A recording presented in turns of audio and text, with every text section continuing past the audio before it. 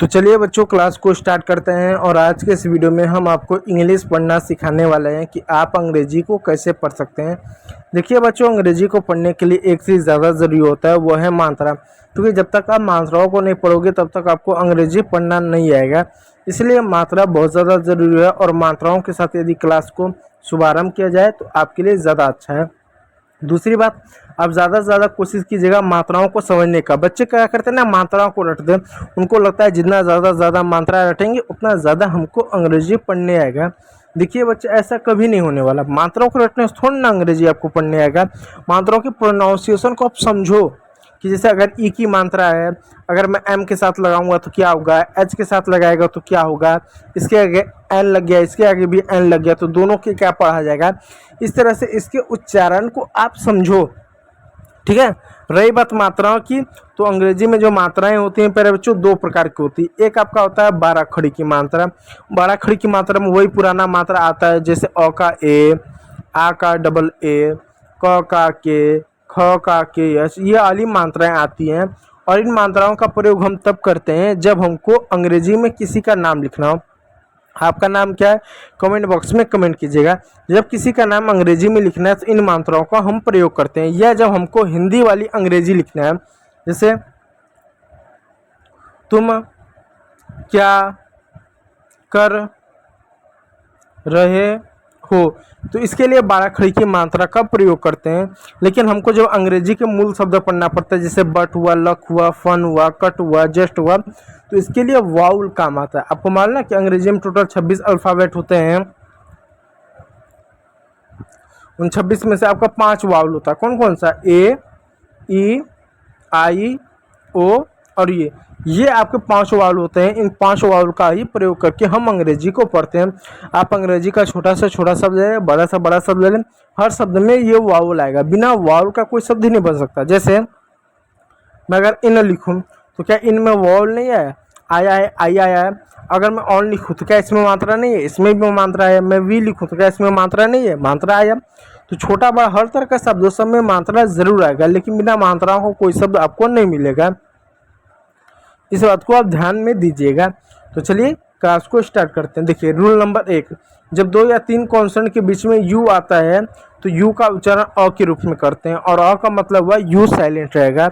जैसे कुछ एग्जाम्पल तौर पे देखिएगा, आर यू एन, यू क्या 2 कॉन्सोनेंट के बीच में है तो आर का र लिखेंगे, आर का र लिखेंगे, एन का नॉ लिखेंगे, हो गया रन। रन मिस होता है दौड़ना, यू साइलेंट हुआ। उसी प्रकार एफ यू एन है, एफ का फ लिखेंगे, यू क्या 2 कॉन्सोनेंट के बीच में है, एफ भी कॉन्सोनेंट है, एन भी कॉन्सोनेंट है, यू साइलेंट हो जाएगा, एन का नॉ, फन हो गया। उसी प्रकार प्यारे बच्चों एक और शब्द है बी यू डबल एन हो गया, बी का ब लिखेंगे, यू का साइलेंट होगा क्योंकि 2 या 3 कॉन्सोनेंट के बीच में आया। अब डबल एन है तो एक ही बार नॉ लिखेंगे। क्यों? क्योंकि अंग्रेजी में नियम है कि जब 2 कॉन्सोनेंट एक साथ हों, एक जैसे हों, तो उनको एक बार लिखते हैं। जैसे double T, double S, double M, double P, double N, इस तरह के शब्द हो तो उनको एक ही बार लिखते हैं। तो हो गया बन। उसी प्रकार आपका यहाँ पे एक और शब्द है R U S T, R का र हो गया, यू क्या 2 या 3 कॉन्सोनेंट के बीच में तो यू साइलेंट हो गया, आधा सौ लिखेंगे। क्यों? क्योंकि 2 कॉन्सोनेंट अलग अलग हो, एक साथ हो, उनके बीच में मात्रा ना हो, तो पहले वाले कॉन्सोनेंट को आधा लिखते हैं। ठीक है, ट हो गया, रस्ट हो गया।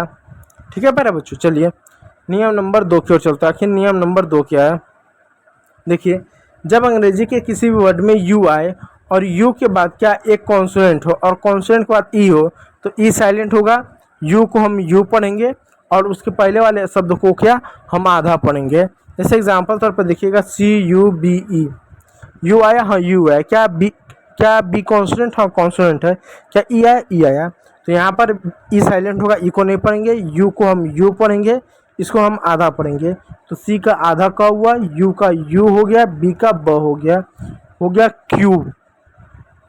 उसी प्रकार एक और शब्द है प्यारे बच्चों, टी यू बी ई हो गया, यू आया, हाँ यू आया, यू के बाद क्या कॉन्सोनेंट? हाँ कॉन्सोनेंट है, ई आया, ई साइलेंट हो जाएगा।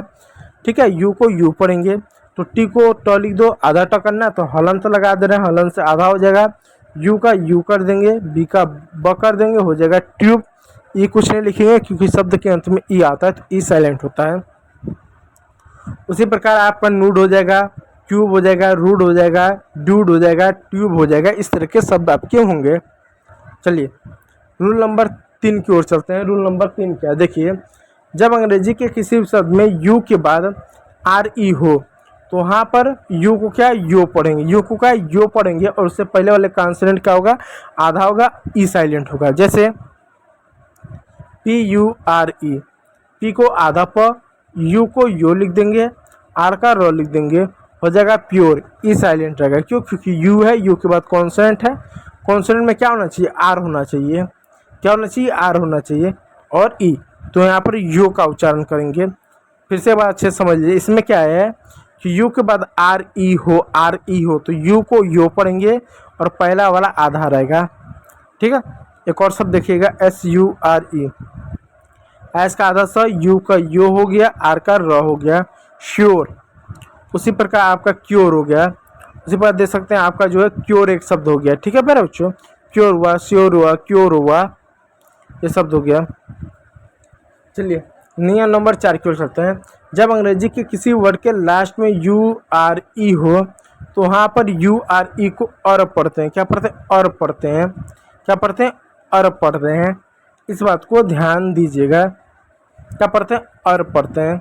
देखिएगा N A T U R E, N को क्या पढ़ेंगे, न पढ़ेंगे, ए को क्या पढ़ेंगे, एक ही मात्रा पढ़ेंगे।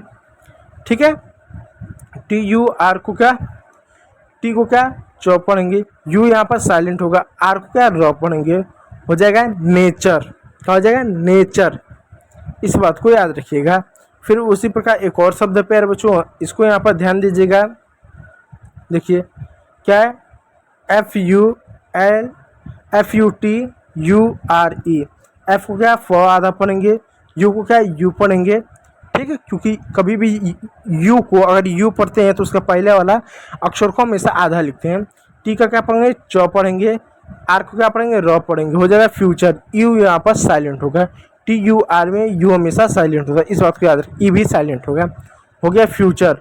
उसी प्रकार आपका यहाँ एक और शब्द हो जा रहा है कल्चर, देखो यहाँ पर भी यू साइलेंट है, लेक्चर यहाँ पर भी यू साइलेंट है, यानी यू आर ई को हमेशा क्या पढ़ रहे हैं, क्या हम यहाँ पर पढ़ चर जैसा पढ़ रहे हैं, क्या चर जैसा पढ़ रहे हैं, यहाँ पर क्या और पढ़ रहे हैं, और यू आर ई को हम और पढ़ रहे हैं, यहाँ पर आ रहा है ना तो यू का मतलब अ हुआ, और यहाँ पर साइलेंट है और टी पहले आ रहा है उसको च पढ़ देना है।